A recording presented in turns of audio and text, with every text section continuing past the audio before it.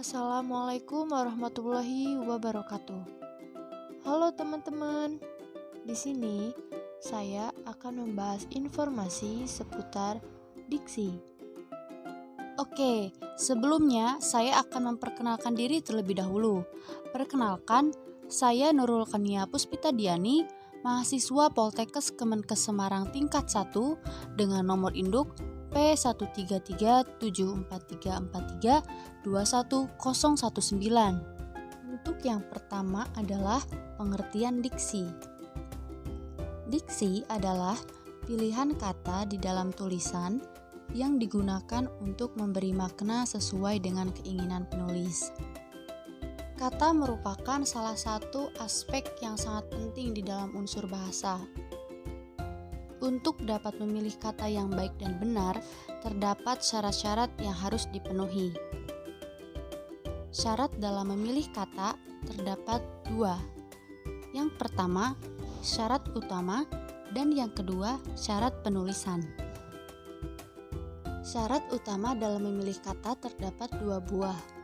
Yang pertama, ketepatan, dan yang kedua, kesesuaian. Ketepatan merupakan kata-kata yang akan digunakan harus dipilih dengan tepat dan digunakan sesuai dengan kalimat. Untuk yang kedua, kesesuaian. Kesesuaian merupakan kata-kata yang akan digunakan harus dipilih dan disesuaikan dengan kondisi dan situasi yang terjadi pada saat itu. Untuk syarat selanjutnya terdapat syarat penulisan.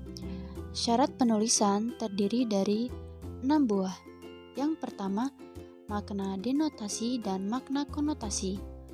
Makna denotasi merupakan makna kata yang sesuai dengan makna yang sebenarnya, sedangkan makna konotasi merupakan makna yang bukan sebenarnya dan merujuk kepada hal yang lain. Untuk yang kedua, makna umum dan khusus.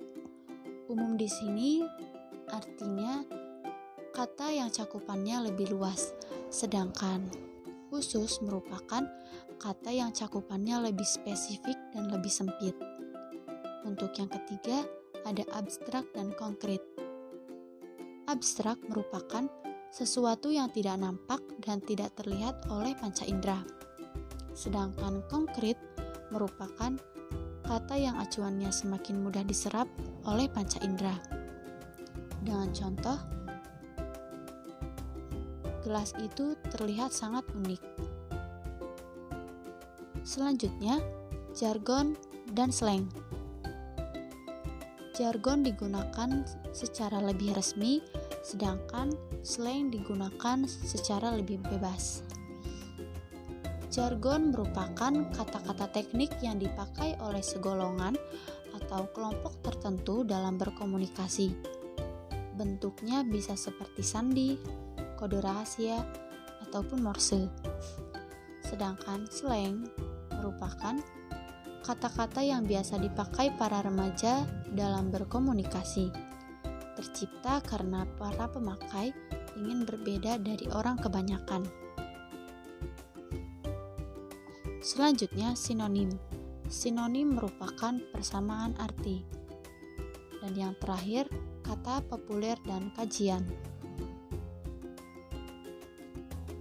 Kata populer merupakan kata yang dipakai oleh berbagai lapisan masyarakat dalam kehidupan sehari-hari. Sedangkan kajian merupakan kata yang perlu ditelaah lebih jauh lagi maknanya karena tidak bisa langsung dipahami oleh semua orang. Kata-kata yang memiliki persamaan di beberapa bagian. Yang pertama, sinonim. Sinonim merupakan persamaan arti. Dengan contoh, pintar, dengan sinonimnya cerdas. Untuk yang kedua, antonim. Antonim merupakan lawan arti dengan contoh tinggi dan pendek. Untuk yang ketiga, homonim. Homonim merupakan suatu kata yang memiliki arti atau makna yang berbeda, akan tetapi lafaz atau ejaannya sama. Dengan contoh, hak pada hak asasi manusia dan hak pada hak sepatu. Untuk yang keempat, homofon. Homofon merupakan kata yang diucapkan sama tetapi memiliki maksud yang berbeda. Dengan contoh, masa atau media massa dengan masa atau waktu. Untuk yang kelima, homograf. Homograf merupakan kata yang sama ejaannya tetapi berbeda lafadznya dan maknanya. Selanjutnya, perubahan kata. Seiring dengan berjalannya waktu, kata juga mengalami perubahan loh. Yang pertama, kata itu meluas. Kata-kata yang dahulunya memiliki arti yang terbatas, kini cakupan maknanya menjadi lebih luas. Dengan contoh, kata ibu. Ibu artinya wanita yang melahirkan kita. Sekarang, siapapun wanita yang sudah agak tua dipanggil ibu. Untuk yang kedua, kata itu menyempit. Kata yang dahulunya memiliki makna yang luas, sekarang maknanya menjadi lebih sempit. Dengan contoh, pembantu artinya orang yang membantu orang lain. Sedangkan pada saat ini, istilah pembantu digunakan sebagai orang pembantu pada rumah tangga atau yang biasa disebut dengan babu.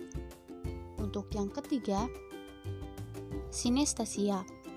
Sinestesia merupakan perubahan arti akibat pertukaran tanggapan antara dua indera yang berlain. Dengan contoh, kata-kata yang diucapkannya menusuk hati, gadis itu berwajah manis. Untuk yang keempat, amelioratif.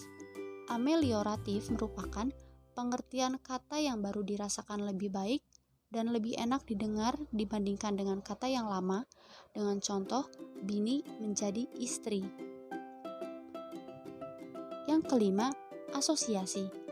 Asosiasi merupakan perubahan makna yang terjadi karena persamaan sifat.